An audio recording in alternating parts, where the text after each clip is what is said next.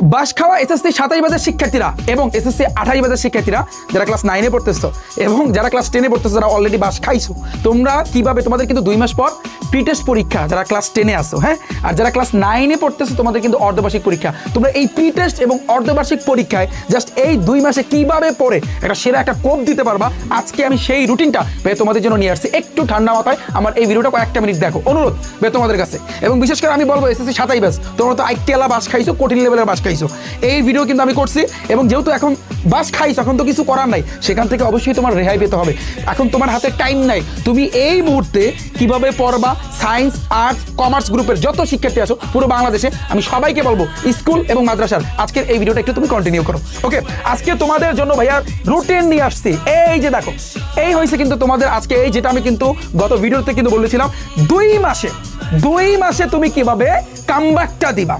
ঠিক আছে, তোমার অত প্রেশার নেওয়া লাগবে না, তুমি ডেইলি ভাইয়া 5 থেকে 6 ঘন্টা পড়বা, 24 ঘন্টা আমি তোমাকে কখনো পড়তে বলবো না। এখন আসি ভাইয়া পয়েন্টে, এটা কিন্তু যারা সায়েন্সের আসো, আর্টস কমার্সে যারা আছে, আমি তোমাদের প্রত্যেকে দেখাবো। এবং জাস্ট একটু খেয়াল করো যে কীভাবে আমরা তোমাদের জন্য এই রুটিনগুলো সাজাইছি। আমরা 3টা সেশনে তোমাদের জন্য রুটিনটা সাজাইছি। প্রত্যেকে এই রুটিন প্রিন্ট দিয়া ঠান্ডা মাথায় যেখানে তুমি পড়ো সেখানে টানা রাখবা। যদি তুমি এই কাজটা না করো তাহলে তুমি আরও আইকেলা বাস খাবা ভাই। এটা মুখের কথা, বাস তো খাইছো না এসএসসি 27 ব্যাচ আর এসএসসি 28 ব্যাচ, তোমরা যে লাফাচ্ছ বাইরে ভাই, আমরা তো বেঁচে গেলাম, বাঁচো নাই, তোমাদের জন্য আরো অনেক কিছু ওয়েট করতেছে। তোমরা মনে হয় বাসটা আর একটু বেশি লেভেলে খাও কিনা, আমি সেটা চিন্তা করতেছি। হ্যাঁ, তো যাই হোক, তো তোমরা যেটা করবা, প্রত্যেকে এই রুটিনটা নামাবা। এই প্রিন্ট দেওয়ার জন্য আমি পিডিএফ দিয়ে দেবো, কিভাবে পাবা সেটাও আমি তোমাদেরকে বলবো।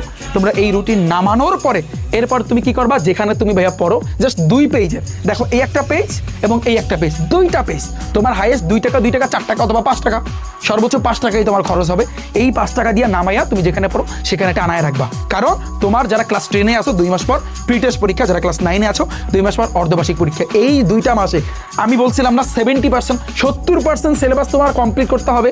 এসএসসি 27 ব্যাচ যদি তুমি কমপ্লিট করতে না পারো তাহলে তুমি আরো আইকেলা বাস তুমি খাবা। আমি এই কথা কিন্তু বলছিলাম কিনা একটু চিন্তা করে দেখো, মনে করে দেখো। তো 70% সিলেবাস কমপ্লিট করার এই রুটিন কিন্তু আমরা তোমাদের জন্য মেক করেছি। এবং আমার 0 টু হিরো ব্যাচে আমরা এই 70% সিলেবাস ফুললি তোমাদের কমপ্লিট করে দেবো, এই কথাও কিন্তু আমি তোমাদেরকে দিয়েছি।